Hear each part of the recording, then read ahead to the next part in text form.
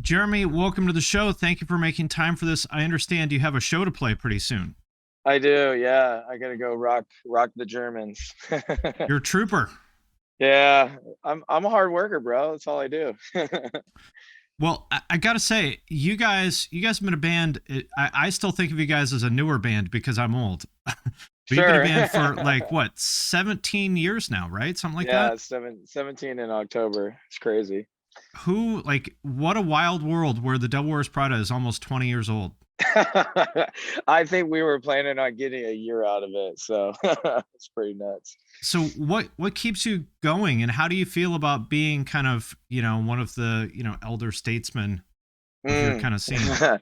Uh, I don't like or dislike that, I guess, but I still think of us as pretty young too. We like came up with Under Oath and As Lay Dying and stuff being our influences and Kill Switch and stuff like that. But um, what keeps us going? I guess it's just like being creatively bored and wanting to keep doing stuff, the same way that we first started out doing it. So sometimes it hits, sometimes it misses, but the action is pretty fun, I guess. Well, let's quickly promote the new album. You got a new album called Color Decay out. Want to make sure everyone is aware of that. Um, I've listened to it I've listened to it maybe once aside from the singles, and what Mhm. it seems to me is like it feels like this is kind of most of the eras of the band kind of all in one album. You got some heavy stuff, you got some more kind of rock stuff and some mellow stuff and atmospheric stuff. Where were your heads at going into it? Um, I think when we did our last album, The Act, we kind of were like, if we don't make this album, we're probably just going to break up. Like we had kind of hit a brick wall with stuff, and we wanted to do another zombie EP and had started writing some stuff for it and just didn't like the way it was coming out. And it's such a treasured album for us that it felt Right. kind of blasphemous to just screw with it. So we made this album, The Act, that was super experimental, and we were like, let's just put it out there, and like if everyone hates it, we'll just like move on. No harm, no foul. We've had a good career, and a lot of the songs on it actually popped off, So like you were at Chemical. the point where like you might have called it a day back then? It's hard to, to grind it out for that long. So I Yeah. don't know if it was that extreme, but um, when you've been pretty relentless the whole time, it can be fatiguing, I guess. So but coming into this album, we had already done that. We have already made so many things that people have liked and disliked, and maybe it's a sleeper or maybe it never connects. And so I don't think that we were necessarily scared of doing something different, quote unquote, but it was more just like, how did we do it the first time, like taking all the parts of genres that we enjoy and kind of crafting a new one. How can we do that again rather than try and repeat the same stuff we've done in the past? Well, you guys have always had a vision for what you're doing, and you were one of the first bands to kind of change things up. Um, what do you think? I mean, I guess I don't want to talk shit on any specific bands, but there were a lot of Sure. bands from your era that weren't really musicians. They just wanted to be in a band, if that makes Mm, sense. yeah, I And it think. feels like you guys were musicians in a way that a lot of people back then maybe weren't. Does that make Well, sense? all of us, yeah, it totally does. All of us, like, I think it's generational. Like, we didn't really have the ability. Like, you obviously know Joey. Like, we wouldn't have been able to make a record that sounded like that without him in that era. We were just literally musicians, playing in VFW halls and churches and stuff like that. So our focus was not making like a cool sounding record. It was like playing shows, and the only way people liked you at shows is if you were good at playing. And all the guys in the band were kind of like from all these other local bands. Like this was probably most of our like third or fourth band that we had all been in. Okay. So maybe that's part of it. Like there was really no in, like even Under Oath and stuff felt so disconnected from our reality that we weren't even aspiring to that. Where I do feel like that changed a little bit with us, where people are like, "Oh, I could really do that." We literally could not even picture that, playing music Right, for a right. living. Yeah, So I mean, it's easy to sort of forget that maybe by 2009, 2010, you could be big as a metalcore band, but when you guys were starting, you kind of couldn't really. Like that wasn't No, really an option. if you were like Kill Switch or somebody, but they had radio success, and they were much more of like a rock Right. metalcore band. The stuff we were doing was much more focused on like a lot of the hardcore bands and like straight edge bands and stuff that we were playing with, and then just like putting keyboards and singing and stuff on top of those like beat down breakdowns and stuff. So That yeah, Dayton you scene didn't think back it was then was gonna. fucking wild. How did It you was guys fit crazy. in with that? We were so young that people were pretty nice to us. Like, I mean, we had some like crew beefs and stuff like that. That Not shit was really no our joke. fault, but yeah, it was scary. Cincinnati and everything. Yeah. But I mean, it made you tough, I guess. And then we did this tour in like 2008, Sounds the Underground, with like Guar and Chimera and Etid and a bunch of other, like Amon Amarth. And we got roasted like every day on that. So it just like, that did thicken our skin, I guess, a little bit, just getting used to that. Right. Well, you were one of the first bands to kind of change things up also. Like, maybe like 2011, like with Dead Throne and, kind of around Hmm. that era, that was actually kind of the peak of shitty, generic, like Christian metalcore bands. And that was when you probably could have made the most money and had the most kind of commercial success repeating that formula. But you guys had already kind of started to move away from it around then. Tell me about that. Um, I think, we haven't always been the best with the business side, but I think in hindsight now, that's been a little bit of an asset in that our primary focus was always like the creative side of it, and the shows and connection like to the fans.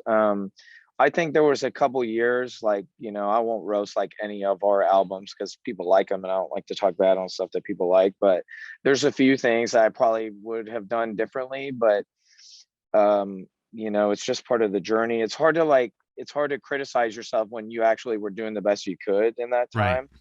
I don't think we knew how um to do what you're describing, though, or we probably would have.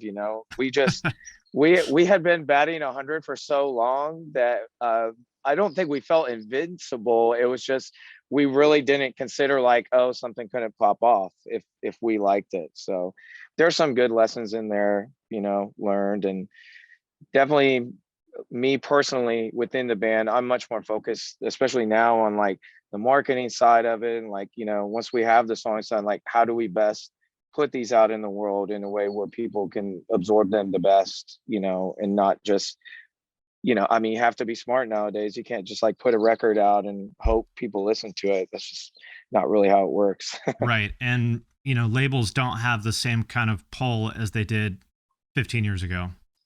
Sure. Although I do kind of think, like with any company of any kind, if it's your company and you own it, you have to be like on the ground floor with every decision. Otherwise, you're the last one who's going to be blamed for it. So Yep. And no label is going to care about you as much as you care about yourself, no matter how good the yeah, label it's is. impossible.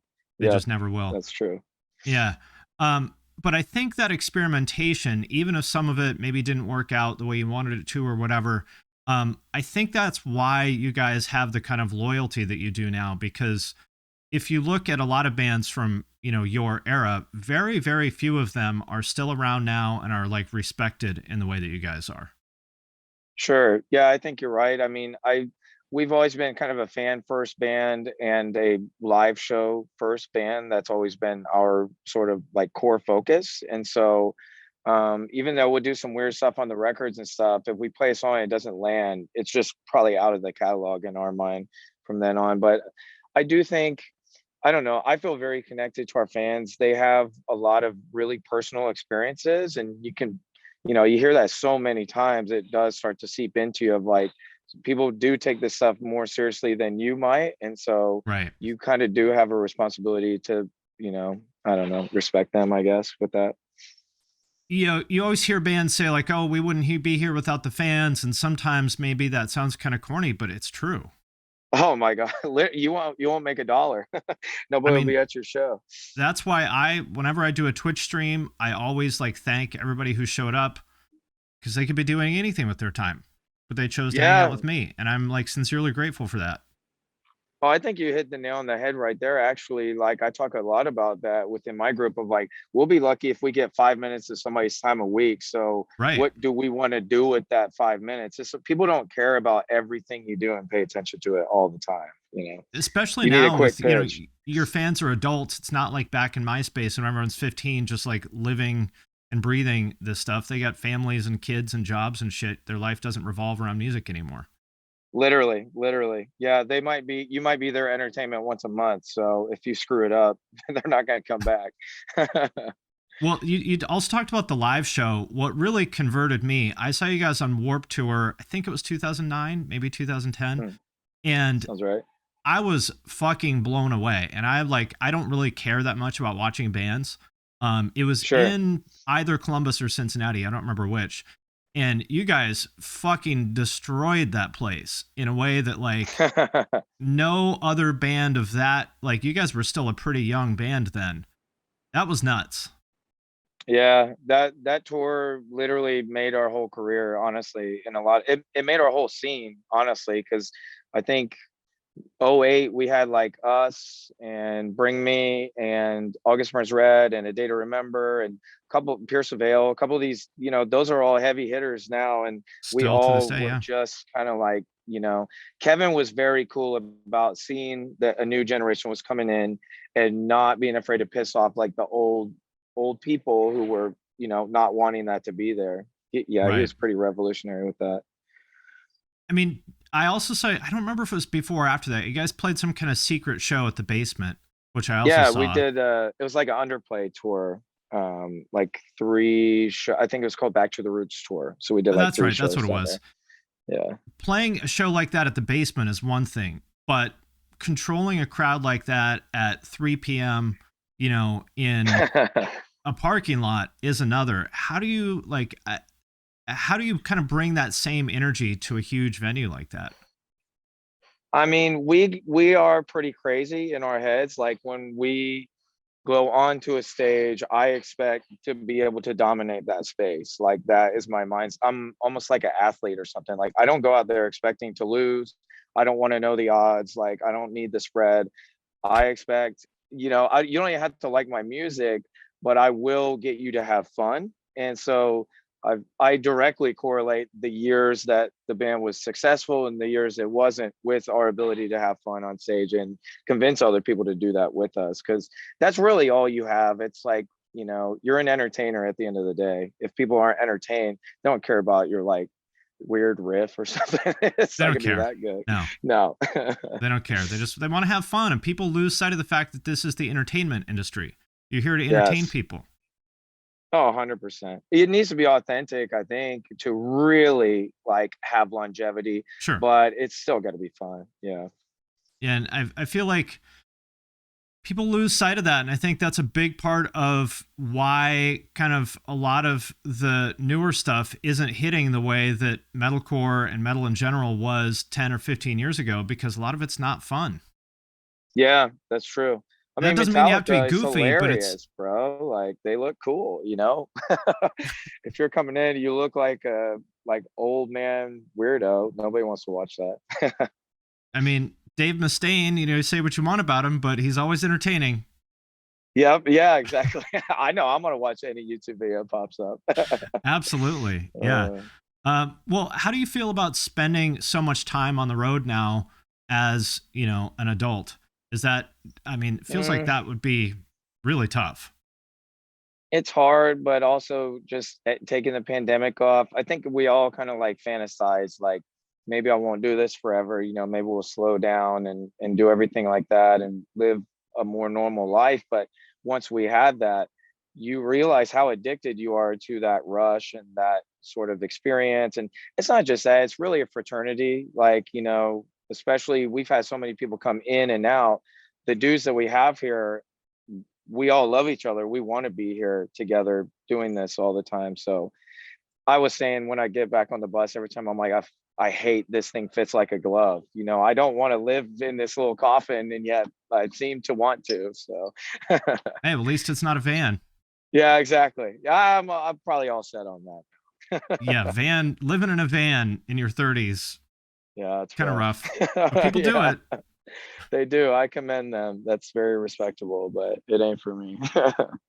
So one of the things that people ask often of the band, including me, is like, Sure. make more heavy shit. How do you feel about that when you hear that? I mean, we made Zombie 2, so we did Which was hear that. amazing. Thank you.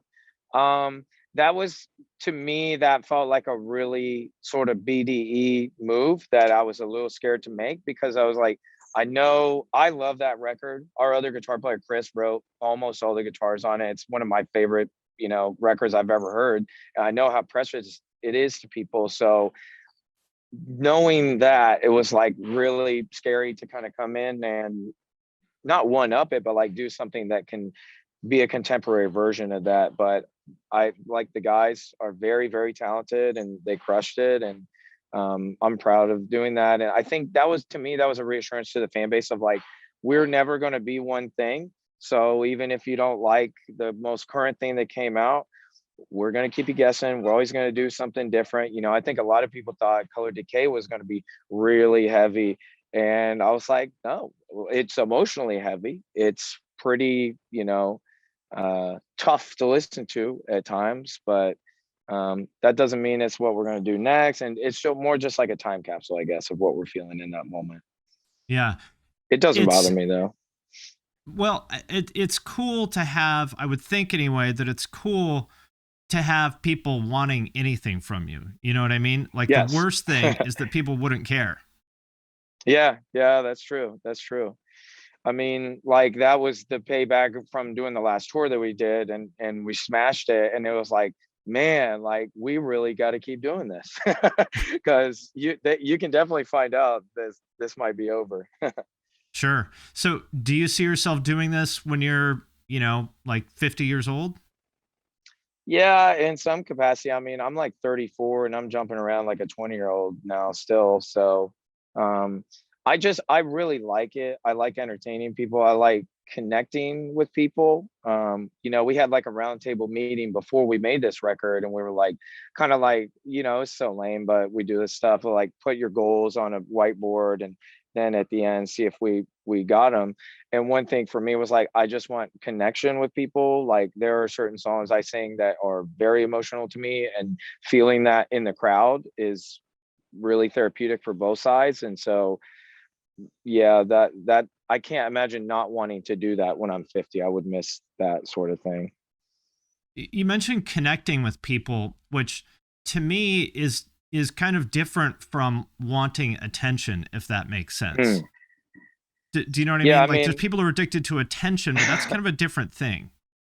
yeah, I think I'm an egomaniac, but I don't need attention at all times. Like I think highly of myself, but I don't crave validation, if that makes sense.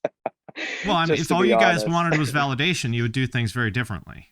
That's true. That's true.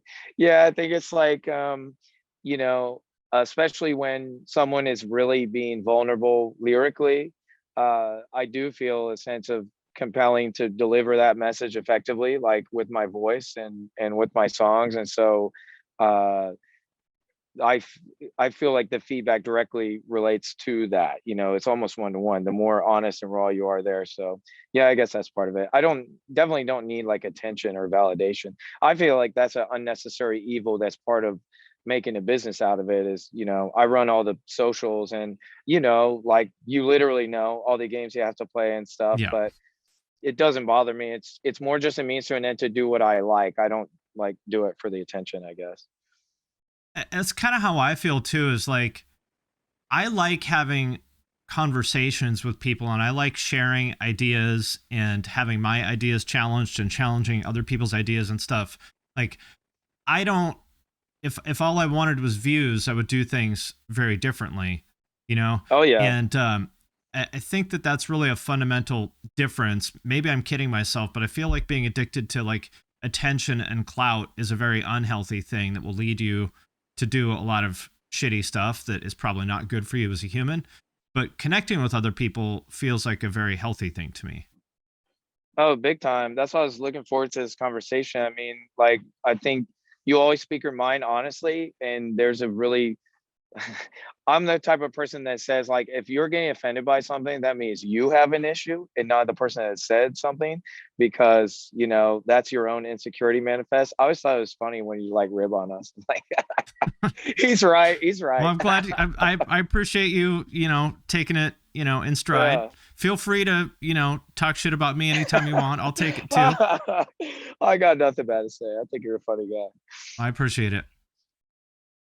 Well, I think that that's kind of the difference between people who have like a healthy ego and people who don't, is the ability to listen to somebody, criticizing you, or even somebody talking shit, and either let it go and just be like, I don't give a shit what that guy thinks, or to say, maybe they're right. I mean, there are people that have left me really shitty comments that, as much as it stung, I was like, they're actually right. Yeah, valid point. Yeah, wish you would have said it a little bit more nicely, but you weren't wrong. Yeah. I mean, I feel like I'm the type of person that um I I had a lot of friends growing up. I had a good one, but like I got ribbed pretty early. I'm not that big of a dude, so I just learned to take it on the chin and keep going. And I mean, my band is called the Devil Wears Prada. You've seen the old photos. It's like I've heard everything there is. So there's nothing someone can say now to I hurt do me. love those old scene photos, which, I mean, obviously those are from like 2006 or something, like, Yeah, yeah. but it's so funny. It's so different from how the band is now, or even was like a couple years later. Oh, it's so funny. I think sometimes like there was definitely guys that bothered them more than others. Like they want to move beyond that legacy, but I'm like, I don't really care, man. You It's guys should do hilarious. another photo shoot like that. Find some old Rocket shirts on eBay. Yeah, I'm serious. yeah. You should do that. It would be fucking amazing and hilarious. That shit would go viral. I guarantee it. We should, yeah. Maybe I'll do that for the next tour announcement. I'll go find that. That'd be hilarious. Get your scene hair wig. Yeah, yeah. So good. Well, how do you kind of look back on those years? Because there was like a lot of kind of fun times back then. It was like a cool, lighthearted, kind of fun era. At the same time, there was also a lot of at the same time, it was like maybe the fakest era for this kind of music. Like a lot of fucking phony shit. A lot of, people chasing clout. A lot of people who wanted to be, seen famous and having other people write their songs and all that kind of shit. A lot of fake Christian bands. Sure. How do you feel about that era in hindsight? Um, in hindsight, a lot of it is very flattering to me personally, just because I remember like the garages that we came out of, and like, dude, I'm from like a little small town outside of Dayton, so I'm like literally just a dude, you know what I mean? It was never going to work out. So the fact that in a lot of ways, us and Joey, I give so much credit to Joey, like he was a genius and a mastermind, and like we created something really special that was emulated over and over and over and over again.